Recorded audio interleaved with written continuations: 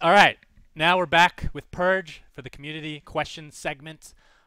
Just get right into it. What does he think about the interactive compendium? This comes from Skagzil. Skagzil, I think it's absolutely ridiculously cool. It was such a good idea. Number one, all the money, well, the regular profits will go to the players. I think that's fantastic. A lot of the players aren't self-sufficient in terms of salaries, so any way that the community can easily channel that is great. I think that's really, really cool. The in-game benefits are fantastic. You get more EXP, which means more in-game item drops. So even like a casual person who cares nothing about the game is going to be heavily encouraged into buying it. Like I'm going to make a YouTube video and be like, if you don't care anything about the pro scene, that's fine. But I know you sure as hell want free 125 extra percentage EXP until August. Oh, you get a free courier too. It is, and you get a courier. It's like, why would you not buy this? $10 for a free courier, and you get all this EXP. Even if you don't fill the damn thing out, you can just activate it and it's completely worth it. And all that money is channeled towards the pro players who work really hard all year round. 25%, yeah. Which is the average rate, by the way. The in-game tickets and other places, it's all the same amount of money goes to Valve and goes to the seller. And you may say, like, why is it 75? That's pretty high. You have to understand they did make the courier and they programmed the compendium, and it does give all these other things, and it is worth it for the investment purposes. I mean, they made the whole game after all, and I have nothing wrong with Valve making crap loads of money from Dota 2 because they're doing everything else right.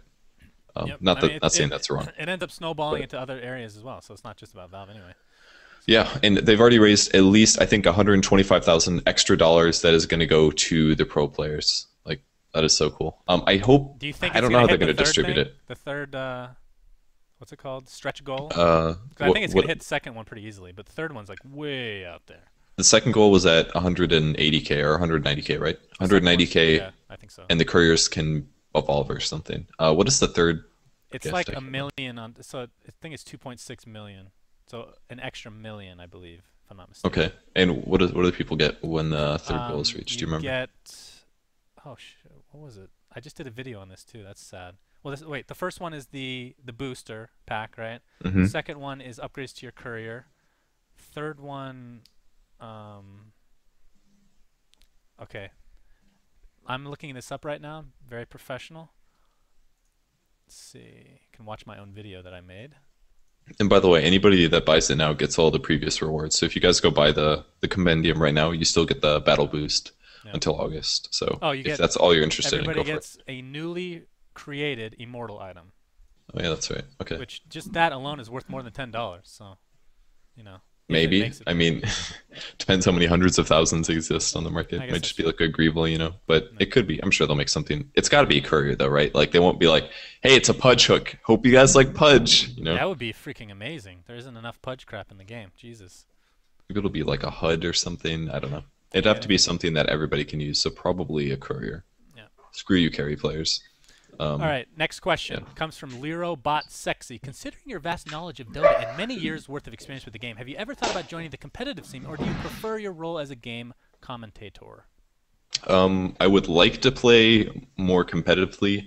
I'm not good enough to be a pro-level player yet. I think I have potential, but it would take at least like 1 or 2 years. And the problem is that if I plan to be a pro in 1 or 2 years, all the current pros will already be accelerated from where I would be. Like, I would have to stop everybody else, play for 2 years, and then rejoin time to be at the same place. So me ever planning to make money off of being a professional player is pretty much not going to happen, I would say. It's a very risky endeavor. And it's very risky as well. Like, I've already got YouTube cornered essentially for gameplay commentaries, so I can just continue making those. And if I ever want to play competitively, I would do it mostly for fun. I think that I could at some point, and I definitely want to, just because it's going to increase my knowledge of the game and help casting that I end up doing. But for now, it's absolutely back of the mind, kind of. I play a lot right now, actually, way more than I did when I was casting. When I was casting, I would play maybe 10 games a week, and now I play probably 20 to 30. 10 games would be like a high point. Some days I wouldn't play, and some days I don't play. You've been playing a lot of Counter-Strike lately, bro.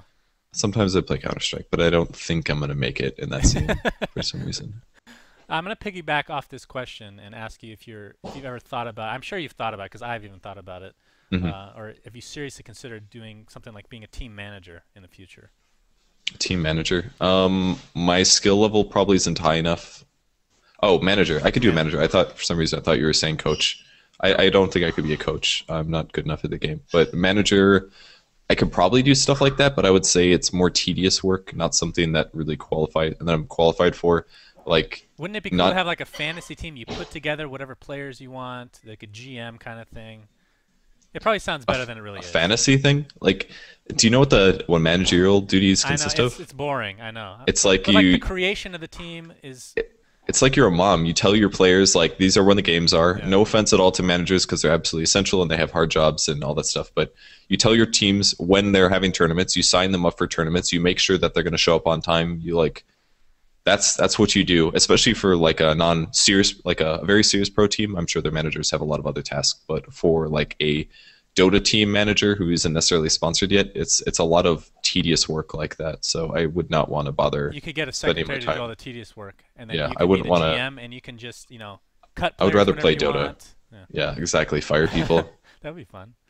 All right, next question from Posapheric Larry. Would he be interested in starting co-cast regulator with some of the current big pro scene casters? I miss him casting pro games and personally think his deep insight would work well with someone like AC. Would I be more interested in co-casting? Is that what the question was? Yeah, I would be willing to co-cast. I don't really want to cast in the middle of the night. I'm going to do the qualifiers though. The Eastern qualifiers for sure. I'll help actively with those despite them being in the middle of the night. But I really like sleeping. I'm pretty into sleeping. Yeah, that's like pretty good. A lot. Like regular hours, not regular hours, but like a large amount. I usually sleep like 8 hours at least. In the background too, though. I've adapted, man. I'm totally used to it now. That's good. That's good. I would like to co-cast more, I think, but I actually don't get asked very often. Very rarely I do get asked now, and like I said before, I think it's possible overshadowing concerns.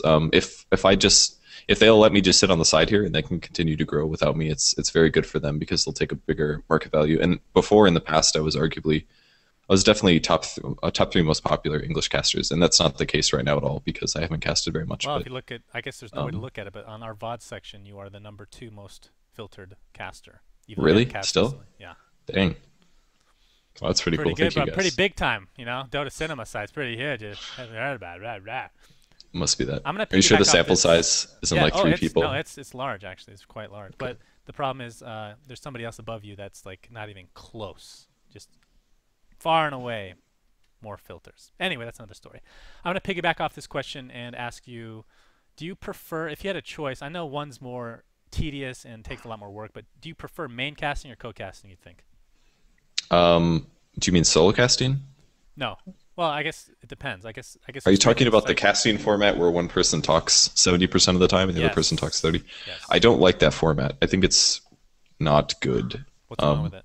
You want to do 50-50? I think 50-50 is by far the most entertaining thing to watch, and I also don't like... I just don't like the idea that one person should only talk for what they're specialized at. I feel like it doesn't become a discussion. It just becomes like an oversimplification. And yeah, I know that that's the format for professional sports examples, and people have been talking about that for over a year, even since TI2. Before TI2 happened, people were saying, oh, well, it should be one play-by-play guy and one guy that does the commentary. And I know Tastosis talks about this format as well, but I just don't see why it can't be 2 guys talking about the game they love and bouncing ideas off of each other, like why it has to be so specialized, especially when casters are more of a focus in esports than they are in sports. Like if you watch a football game, the casters are white noise completely. You don't give a shit what they say almost always. There's very, very few things that you ever hear them say. I was just watching a playoff game for the NBA the other day, and you can't even hear them over the crowd. Yeah, like don't even boost their volume at all. So like the casters are not a focus, and in that case, yeah, okay, maybe I'd want only the play-by-play caster to do the play-by-play because that's one of the few times that I actually hear them and it helps me get hyped. But if you're talking about a game as complicated as any video game compared to sports, like sports, yeah, I'm sure they're complex competitively, but to understand the game, the average viewer doesn't give a shit. They're just watching football on Sunday, I would argue.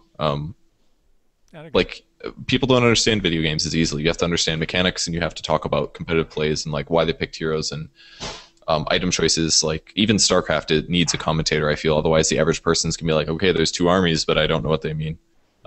So I feel like it's very important that voices are heard, and therefore, I think the people that are casting are more important which means that their personalities should be in focus. And I don't think I argued this extremely well because I like jumped too many places. No, I understand. I think there's room for both kinds of casting, though, for sure. I would say there are, but I personally favor the 50-50. I wish that it was more of a discussion rather than you take turns, and then people like override other people when action happens. Like if you're 50-50, then you don't have to do the thing where one guy's about to explain something really analytically and then be like, oh shit, it's your turn. Well, I wish that person could just like transition. The way you're describing it's just much more fluid, for sure. But the hard thing about that is you have to find two people that are able to have good rapport, that can bounce ideas off each other, and they have to have similar knowledge. Like you can't just have, like, if you and I were casting, there's no way that would ever work, basically. Like I am built for main casting, not for co-casting, and you can do both pretty well. So, but yeah, that's a good point. Yeah. There's room for both, but I would agree that most people tend to, I'm not gonna say they favor it, but they tend to go with the normal 70-30. Would you agree? I mean, that's been kind of the trend, but I think that there's definite room for the 50-50 for sure. And I wouldn't necessarily say they favor it, but well, not favor, but they tend to do it. That's what I'm saying.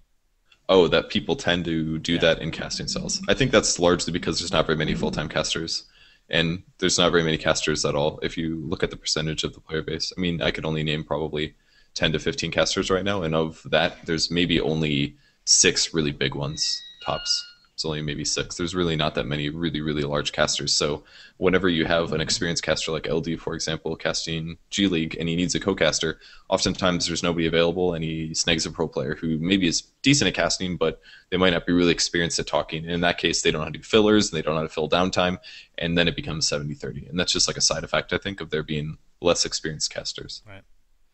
Okay, second to last question for the community segment. From Helljumper777, what is the best series do you think you have done so far, such as Purge Plays blah blah blah or Purge Cast a Pub? What's your personal favorite series of your own? My favorite series, I really like recording myself playing, I guess.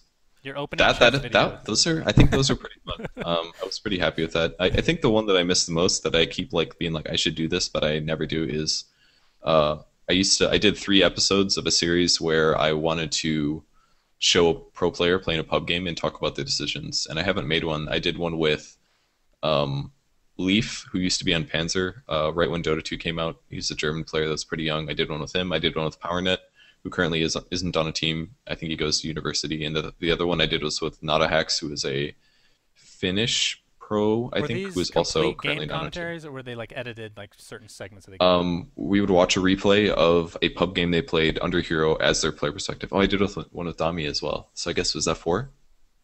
We did something similar too. It's just very hard to get the player, the pro player, to get, sacrifice that much time to make something like that sometimes. Yeah. But I made a couple, and then I kind of got busy and stopped doing them, and I haven't done one in like a year. With consistent, if you did that consistent, it would be really popular for sure, because that's something I would watch. And especially I want to channel viewers into like social media of the pro players, because they are largely the reason why we're able to make money from the scene. That's not true. That's not true at all. But pro players are a big part of the Dota 2 scene, and most importantly, that's where most of the knowledge comes from, I think, and that does trickle down into pub play. And I think the game is largely casual, but there is a competitive scene, and they are a fixture of it. So I want to give them some exposure sometimes. So I have been meaning to do one, but I haven't. So I like that series a lot. Other than that, I like my plays, and pubcasting has been pretty successful, and lots of other stuff as well. All right. Last question, good sir. Community question, that is. From Hamster Throw Wah Wah, will you do more Welcome to Dota You Suck with Total Halibut? Yes. Do you understand the question? Yes. Are you confused? No. Okay. I saw him at MLG Dallas, and I talked to him there briefly, kind of did like a wrap-up. I hadn't talked to him since we recorded the video, and everything seemed good. And then at the Twitch party, after party, as I was leaving, he pulled me aside and said we should do another video. And he said April. It's now May. It's now May, but I know that he wants to, because he brought it up. So he wants to make a new one. He's just been really busy. He ran a tournament last week for StarCraft 2, and I know that he has crap loads of. I didn't know you were allowed to run tournaments for StarCraft 2 anymore. Blizzard did all that. Yes, I don't know how he did it. Was it? I think I read something on Reddit today that the prize pool was low enough or something that it was okay for them to do it, or something like that. Well, that's very right-esque. It really is. I mean, now we can just merge the two companies together and just make some giant enemy. So Blizzard Riot. All right, so that's pretty much it. I do have one final question, and it's arguably the most important one. Cake or pie, good sir? I think I like pie better because my mother makes really, really good pies, and cake is oftentimes good, but can be made worse. I can see that. Less good on average, I would say. Now, And pie is so much more variety. You can just see like 85 different. People are gonna make one cake, and that's it, and you have to eat that cake. Whereas like if people are making pies, they'll be like, "Bitch, I'm making 3 pies." You can have just one like of each. AC. That's the exact answer. Okay, so if I said cake, pie, or Pizookie, which one would it be? I am starting to like Pizookies less and less with time. Really? I don't know what it is, but I've had them probably like 8, 10 times now. Oh, well, if you're gonna eat it like a freaking disgusting pig, then sure. It's like every time we would go to BJ's. The last 2 times we went to BJ's, didn't get Pizookies. Every other time before that, the previous like 8 times, got a Pizookie. And if you guys don't know what they are, it's just like it's like cookie dough put in a tiny little tin sheet and they bake it. So it's basically like a fresh cookie with ice cream on it. So it's very good. Was it you that told me that? Because this was the first time I ever heard of it or ever tried it, was when I was with you guys. And I forget, it might have been Reeves that told me what it actually was. And I felt like an idiot. Pizookie. Do you know what that means? Pizza cookie. I hate you. Okay, it took me weeks. Okay, I didn't good. realize for weeks. Thank God. Thank God. Whew. Until somebody explained it, and I was like, oh, okay. But I don't know. That my desire to eat them has decreased, so I would say pie still. I don't even know if I gotta check if they have it in Arizona, because I'm starting to crave it now that we're talking about it. They had it at Chili's today. Go to Chili's. I bet it's on the menu. They have it at Chili's too? What the I'm just saying. We went to Chili's today, and it was in the menu. It wasn't a Pizookie. It was called like a. Is this like a California delicacy or something? Like I had never seen a fresh baked cookie in a pie tin with. I know, right? Ice cream on it before I got here. All right. Well, Purge, thank you for joining us. Any shout-outs? Tell everybody what social media, all that good stuff. Go. I would shout out to my sponsors, but I have none. So good. Go follow me on Facebook or Twitter at Purge Gamers. That is probably the coolest thing you do. You go to my website, purgegamers.com. That's the easiest place to access my guide if you're at work or trying to avoid other responsibilities. Other than that, you can press Shift-Tab in-game, and if you search in the guide section, it's very easy to find. I believe it's the top-rated guide of all time. And other than that, my YouTube channel is youtube.com/purgegamers if you want to watch me play or learn more basic things about the game that should make you a better player.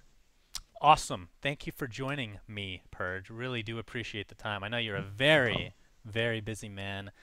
We should play some Counter-Strike coming up. Busy with laziness. Yeah. It's just like it's constantly on top of me. Man. It's freaking addictive. What can you say? Anyway, thanks to Doomraker, I should say, for setting all this up. Appreciate that.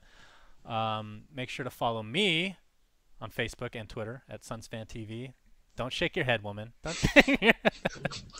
Anyway, with that, any comments you guys have for differentiate or changing things within this series? I'm all ears, because this is kind of in beta, if you will, since I'm the one doing most of the editing, which is not a good thing.